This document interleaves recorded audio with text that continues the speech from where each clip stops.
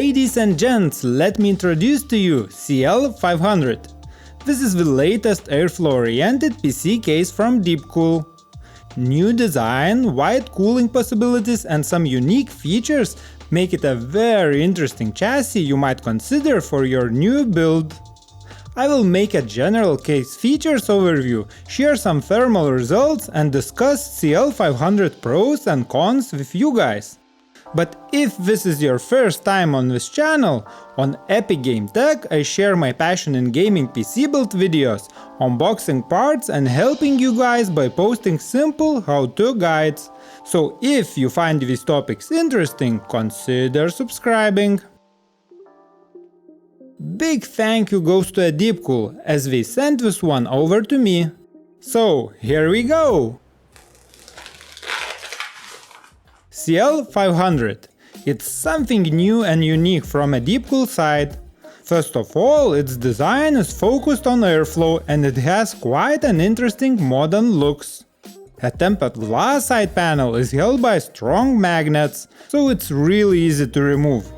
I would actually love to see this feature more in the same price range PC cases. Let's have a look inside. And here we have one included 120mm rear fan. You can use a 3-pin or a Molex connector, but have in mind, using Molex will have your fan spinning at 100% all the time. CL500 supports ATX, Micro ATX and Mini ITX motherboards, but I would go for an ATX one, since it would look rather empty using MATX or ITX motherboards. One of the unique case features is adjustable graphics card support. And that's really cool, especially if you own a big GPU. Moving forward, we also have pre-installed rubber grommets, but that's kind of expected for a similar price chassis. We have quite a nice cooling compatibility. You can mount 6 120mm fans.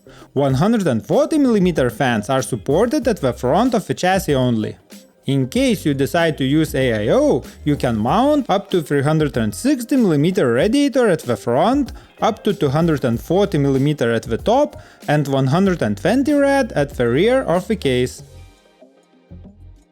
The back of the case is quite a standard PSU mounting cavity, 7 mesh type PCI slots with a cover, a cutout for a motherboard AIO shield and 120mm fan mounting point. The other side panel is also held in place by a few magnets and it makes it really easy to build and do some maintenance later on. 2 standard Velcro straps and some zip ties mounting points make your cable management way easier. An included fan hub is really appreciated and supports up to 4 fans, and it definitely helps, especially when using quite a few fans. CL500 has a few 2.5-inch drive mounting points and a drive cage that supports 2 3.5-inch drives. It's possible to reposition this drive bay in case you need more space for your cables, but unfortunately it's not possible to remove it completely. The front is made of plastic and removing it is quite straightforward, but be prepared to apply quite some force and pull from the bottom. A mesh dust filter is glued to the panel, and so it's not possible to remove it. So in case you want to clean it, I would recommend using compressed air or a vacuum cleaner. Let's have a look at the bottom of the case. Here we have a few screws for a drive bay adjustment and a simple power supply dust filter. At the top of the case we have a few interesting features. The top panel is made from plastic and features the same style as a front panel. It can be easily removed by clicking this button and has the same mesh type dust filter. Actually, the whole plastic panel can be removed if needed. The I/O features a power button, a few 3rd Gen USB Type-A ports, an audio combo jack, reset button, and a USB Type-C port. Next we have a few accessories included with CL500. We have a manual on how to assemble everything, quite a few zip ties for your cable management, lots of different screws, a few brackets and paddings for… honestly, I don't know, since there is nothing mentioned in the documentation. So if you guys have a clue, please share in the comments below. I've used this case in one of my recent gaming PC builds, and so I will share some thermal testing results I've got. I've used i7-9700KF paired with RTX 2080 Ti.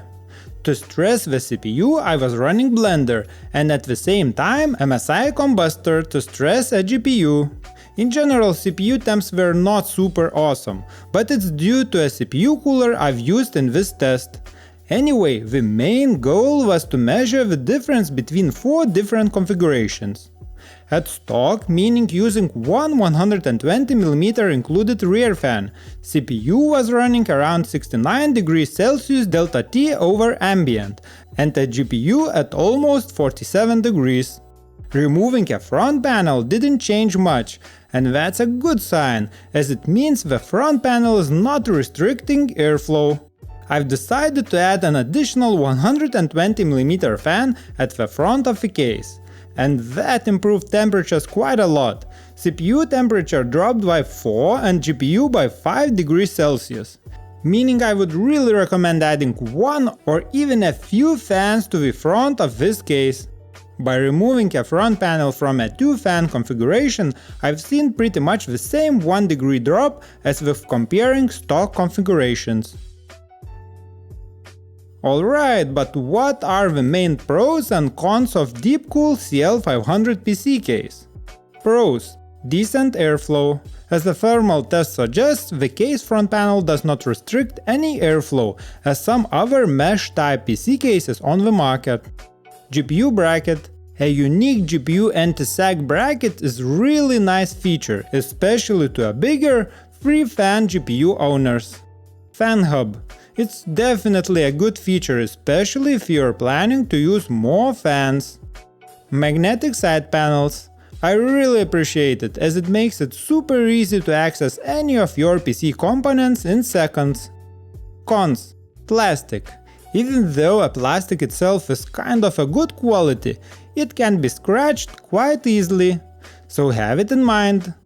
Included fans.